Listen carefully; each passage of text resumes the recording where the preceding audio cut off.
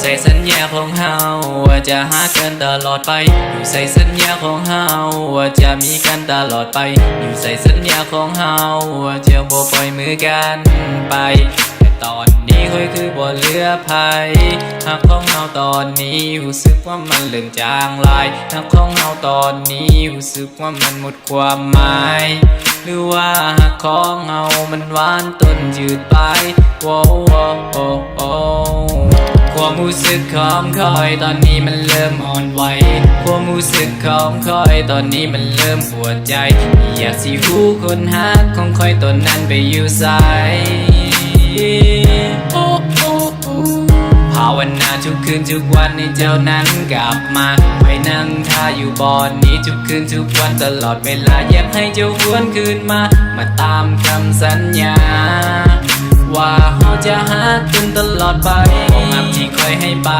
มันคงบ่มีความหมายถึงแม้ว่าตอนนี้เจ้าคงบ่สนว่าคอยจะเป็นจะตายแต่คอยยังภาวนาให้เจ้าควรคืนกลับมาหัวใจดวงนี้มันคิดถึงเจ้าตลอดเวลาความรู้สึกดีๆที่เจ้าให้มาคอยยังเก็บมันเอาไว้ความรู้สึกดีๆที่คอยให้ไปอยากพูดเจ้าเอาไว้ใส่หรือเจ้าบ่สนใจแล้วก็ทิ้งมันไปตั้งแต่เจ้าได้พบคนใหม่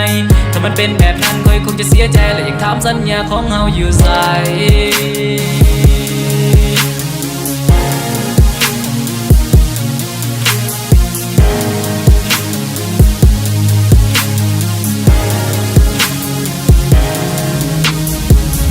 ความรู้สึกของคอยตอนนี้มันเริ่มอ่อนไหวความรู้สึกของคอยตอนนี้มันเริ่มปวดใจ